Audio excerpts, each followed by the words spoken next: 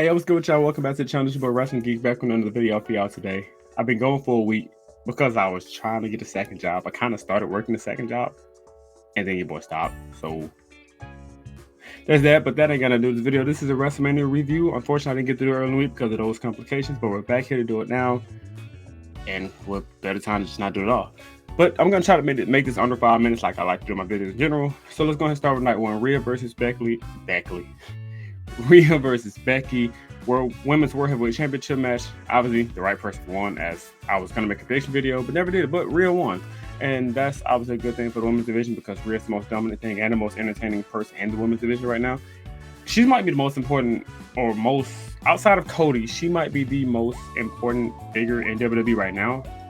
So, Rhea winning was the obvious must. Becky had no reason even winning the match. It was a great match, though. I liked the match. I would give it a... I'm going to do rate them out of 5, so if I had to give a match a rating, I get like a 4. It was a solid match. I liked it. But Rhea won, as she should, on to her next opponent. She's been dominant so far as champion, and I don't see why that will stop anytime soon. Next, we had a 6-pack ladder match. Now, I can't remember everybody in it. Matter of fact, I'm going to pull up my phone for y'all to remember who the heck was in it, because I truly don't remember. But I know for a fact, Austin Theory and the boys won. One thing I do remember, they split up the title. Thank God. I am so glad they did that. I got so sick and tired of them titles been on the same brand. No, matter of fact, since they split them up, please redesign them. Give us that old 2000 theme with the, what was they called, the World Heavyweight Tag Team titles, and then the whatever, I forgot what the other one was called, but the World Heavyweight Tag Team titles was tough. I liked it because they had like the world globe around it, like a little red globe. Bring those back. Please give us some 2000s type look back. You brought back the World Heavyweight Championship, so bring this back. Just don't put a fat W in the middle, please. But I can't remember everybody that was in it. All I know is Austin Theory and Grayson Waller won they won the SmackDown, and then DIY, which if you didn't know who that was, Johnny Gargano and Tommy Ciampa. My God, I cannot remember nobody's name, but those two won the Raw Tag title. They split them up as they should have. Thank goodness. That was actually a really fun match. It was something that we needed, even though it was just the second match, but it was actually really good, really fun, and I enjoyed it. I like ladder matches, so it's a good way to keep people entertained. Next, we have Rey and Andrade, great choice by the way, versus Santos and Dominic Mysterio. Now, anybody knows me, I'm a huge fan of Dirty Dom. He's hilarious, he's entertaining, he has a way with the crowd now. Ever since he went heel, it's just something about Dom that just keeps him entertaining. He don't even have to talk. That's how good he is. But yeah, Raydon won again for some reason. I don't like that. I think Dom should have won. I don't see the point in him losing 2 in a row. I think you built Santos up this whole time just for him to lose. I don't know who called that decision. I think it was pretty stupid if you ask me, but I don't know. I don't think Ray needed to win. Andrade might have needed it just to get him back in full force, but I don't think Ray needed to win at all. But hey, they got the win anyway. Not mad at it, but I think Dom should have won, but it's good. Jimmy versus Jay. Now, this match, I was anticipating a lot of storytelling. We kind of got it with Jimmy begging for mercy, playing him, messing around, but I didn't feel the flow of this match. This match kind of disappointed me because I was really hoping for something crazy between the two, and it just never materialized. It was, I don't know what it was. I don't know if they was in a rush time because the Rock and Roman versus Cody and Seth match was so long. 40 minutes, by the way. Get that in a minute. But I just didn't feel the story being told, if that makes sense. I didn't feel it. Jay won, obviously he should have, but I think the match should have been a little bit longer and more storytelling within it. I don't know. Sorry for the light going back and forth. It's cloudy outside. But next match we had Bianca and Jay and Naomi, Team Black, love it, versus Damage Control, Dakota, Asuka, and Kairi. People love saying Kairi for some reason. It's Kairi, but the right team won. Obviously, Jay's not going to lose at the first WrestleMania. Bianca, like I said previously, though, she's now 4-0 at WrestleMania, I believe, or 3-0. She's one of them. She beat Sasha. She beat Asuka. She beat... Who did she beat last year? Was it Asuka? So she might be 3-0 at WrestleMania. I don't know. I think... No, she beat Becky. So now she's 4-0 at WrestleMania. So let that sink in. She's 4-0.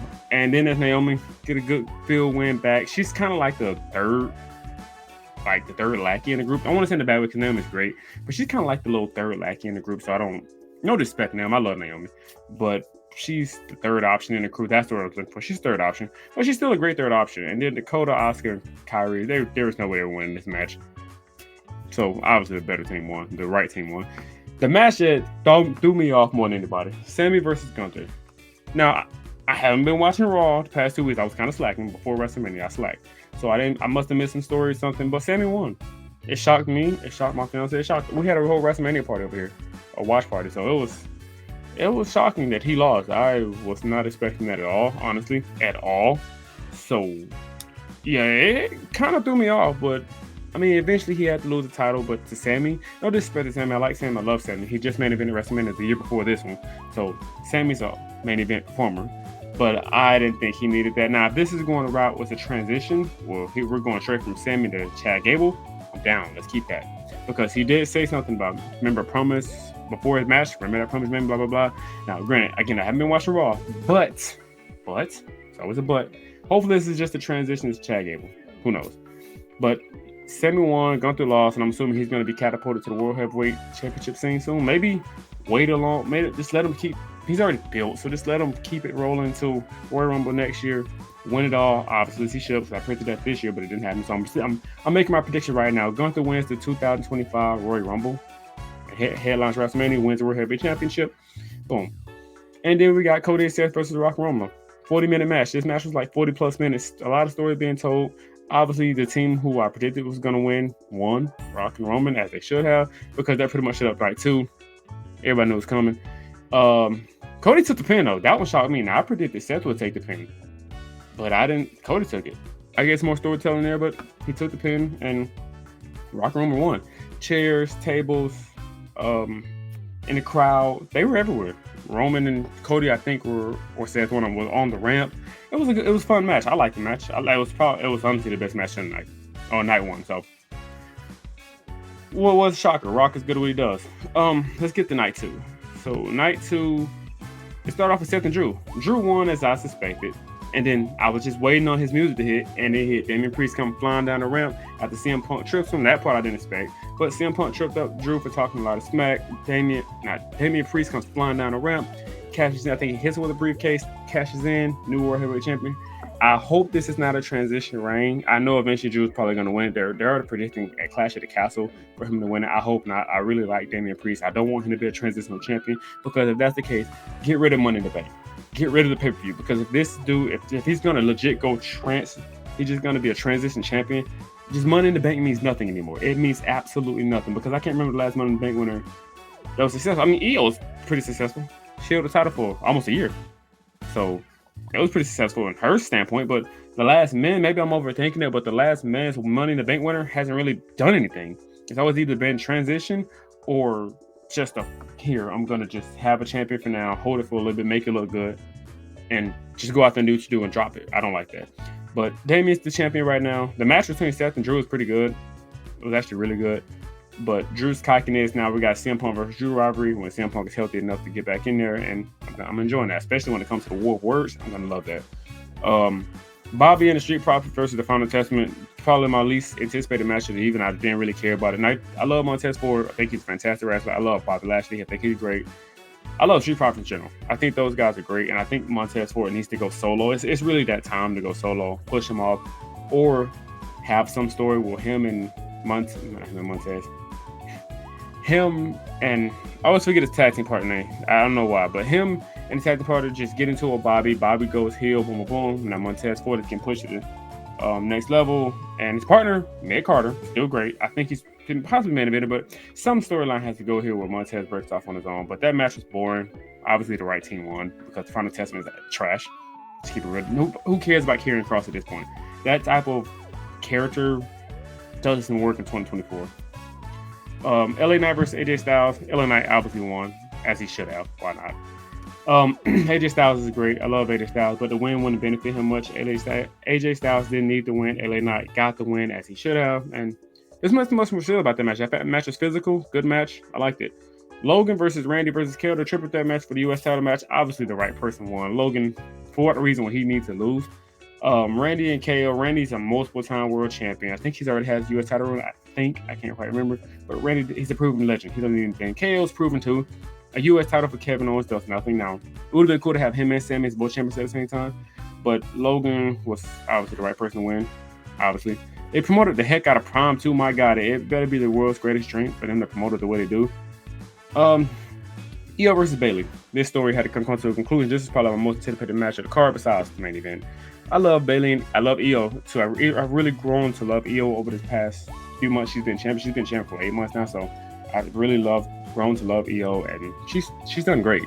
So I mean, she was gonna lose it anyway. Bailey, there's no way Bailey was losing that match, as I called it. Unfortunately, never got my prediction video, but I called it in my head. Just know I called it. But Bailey won. Cool little entrance. Um, Everybody had really great entrances, by the way. But yeah, Bailey won as she should have, and she's now gonna go with Storm. I don't know if we're gonna get a rematch at Backlash. Probably are, because that's normally how it works, and that's fine. Io deserves a rematch. She's been champion. You know how to normally go to WWE. We'll get that soon. And then Cody versus Roman. Now this match was highly overbooked. I personally didn't care for all the jump-ins from Cena to The Undertaker to... At first I was going to say Seth, but Seth makes sense because he was in a tag team match with him the night before. That made sense. Solo made sense. Jimmy made sense. Jay made sense. All those guys make sense. The Rock made sense. All those guys make sense.